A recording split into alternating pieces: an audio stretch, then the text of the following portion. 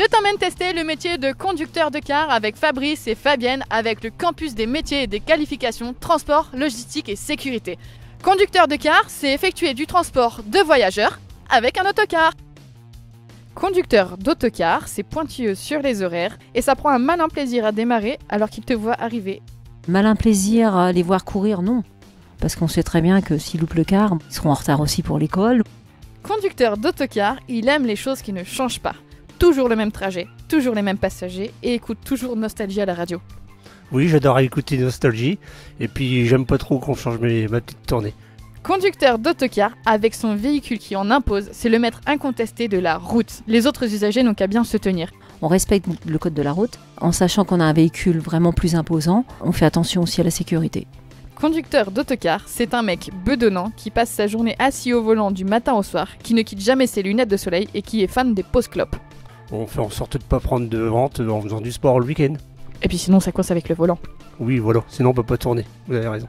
Conducteur d'autocar, il est toujours bougon et de mauvaise humeur et il préférerait être dur de la feuille pour ne pas entendre les enfants hurler et les personnes âgées ronfler.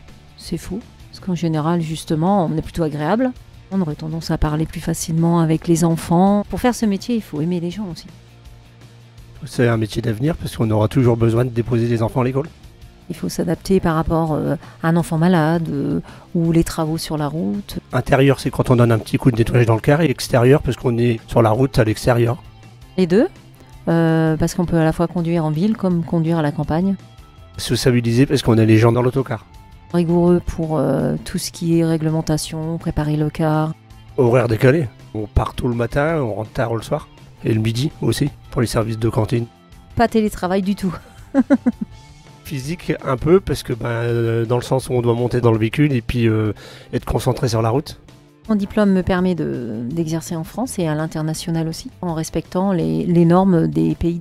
En faisant du scolaire, on est un peu sur un secteur fixe et puis un peu nomade quand on s'en va faire du tourisme occasionnel.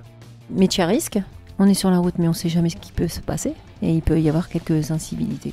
Métier qui change parce que va falloir s'adapter aux nouveaux véhicules électriques ou boîtes automatiques.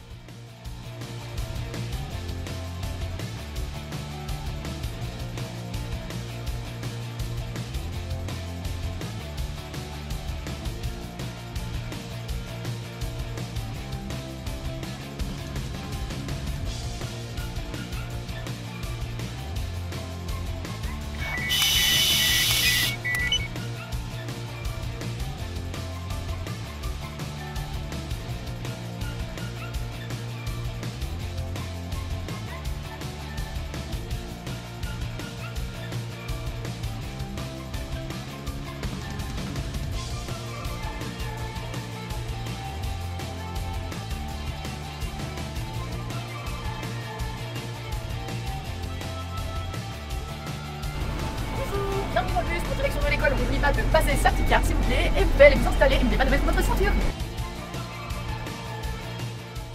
D'abord d'être autonome, puis aussi les avantages quand on ramène des groupes dans des parcs d'attractions ou des personnes du troisième âge dans des restaurants, tout ça, on bénéficie de gratuité. Alors les inconvénients surtout, c'est les horaires décalés. On ne peut pas toujours manger à la même heure parce que le matin, on part très tôt le matin pour finir vers 18 ou 20 heures. Les incivilités, à la fois en parole comme en propreté. Il faut avoir le permis D et il faut également aimer le contact avec les gens. Si on n'aime pas la route, si on n'est pas patient, c'est pas la peine non plus. Et si on n'aime pas les gens, surtout. Quel est le conseil que vous auriez aimé recevoir avant de vous lancer dans le métier ? Aimer conduire et vouloir faire ce métier. Avoir une bonne capacité d'adaptation.